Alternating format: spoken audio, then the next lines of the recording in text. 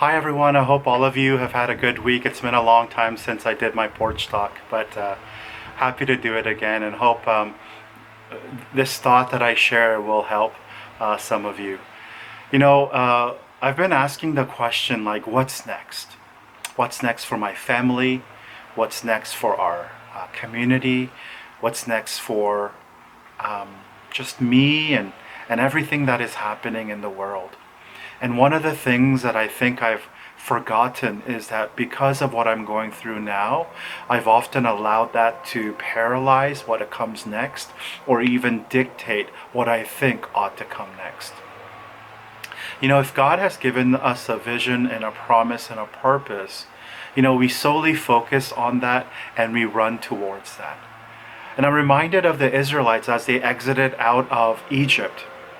And this supernatural exodus that happened and God's provision and all that God did for the Israelites. But when the tangible things, when the temporal things were missing, they soon started to complain. When I was in Egypt, I had food. When I was in Egypt, I had meat. And all the things that actually do not matter because they forgot that they were going to the promised land. In fact, it's called a complaining motif. They were complaining themselves almost out of that promise. But God, in all of that, He provided the pillar of clouds and the pillar of fire.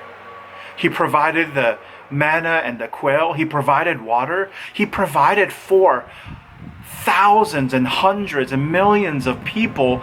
And still, they were complaining that they wanted to go back to what their life was. I wonder if we have been complaining about that. Like, I want to go back to that normal that we had before all this COVID stuff happened. I want to go back to how the way that church was, or my family was, my job was. And I want us to remember, don't paralyze yourself to fully experiencing what is next that God has in store for you because we are trapped by our now. Our now will be a distant past, but we have to learn what we need to learn now. I did a sermon series a while back ago through the life of Joseph.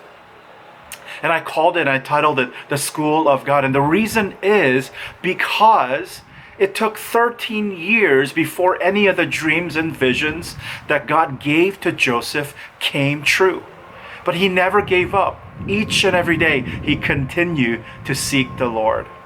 Hey, this is a reminder for all of us. I know a lot of things that we're going through is tough, but don't let that paralyze you to fully walking into the purpose of what is next that God has in store for you. And this is my prayer for all of you, that the peace of God will be all over your life. What was shattered and broken and divided will all be one and come together, and that you will have peace that protects your heart and your mind. Hey, let's all walk into what is next with full confidence and trust in the Lord. Have a blessed day, guys. Bye.